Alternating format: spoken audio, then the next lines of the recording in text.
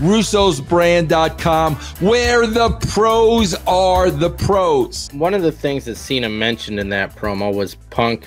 I can't remember exactly the words, but mentioned about talking tough through a tweet and then not following through with what he said. Well, the tweet that he was referencing was a few years ago when The Miz took a shot at CM Punk on that WWE backstage show that they used to have. I remember that, yeah.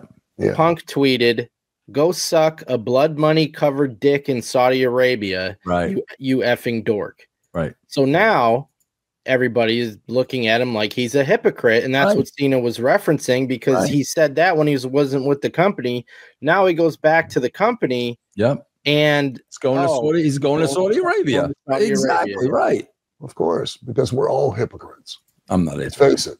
Al, I'm not a hypocrite, but you are the hippiest critter I've ever seen, Al, in my life. I just want to say for it. Than an old hippie. That's all you are. Al, Ralph Cramden said to Ed Norton. Patchouli and moccasins. The great Ralph Cramden said to Ed Norton, I've seen some hypocrites in my day. Yeah. But you are the hippiest critter I've ever seen. That's what I mean.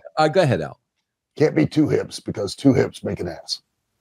So, go ahead, Al, with the go ahead. We're all hypocrites. We are. I mean, everybody says things out of emotion, and certainly say things with time and distance from the person or circumstance they're saying it, and then always renege on it when they're confronted or are put in a position to where now you either stand up for those values or you go forward. And let's face it, with whatever financially is on the table, he's not going to uphold that. That's why the internet is and social media are such a wonderfully positive place, and that's why we live in a society where we have become the least violent in human history.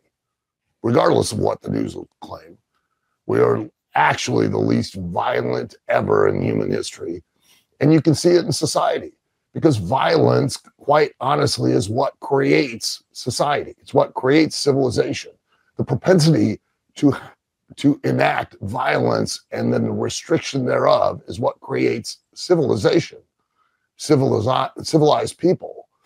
And we are now in a place and a time, society-wise, where people can behave with impunity, because let's remember, even just 30, 40 years ago, if you were to have spoken out or reacted the way that you do in a public forum now, you get slapped, you get punched, and that's gone, because everyone's concerned about the repercussions as far as legalities and suing, and people behave with impunity nowadays.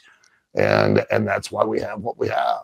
And that's where we now, because of the wonders of the internet and social media, where we can have a sense of some type of anonymity and not be standing directly in front of the person and getting confronted with what we say or getting punched in the face. We're free and emboldened to make remarks that we never would have. And sometimes those now come back to bite you in the ass and display a bit of hypocrisy. And you're making that statement in the first place and then just merrily going along with it when it serves your purposes.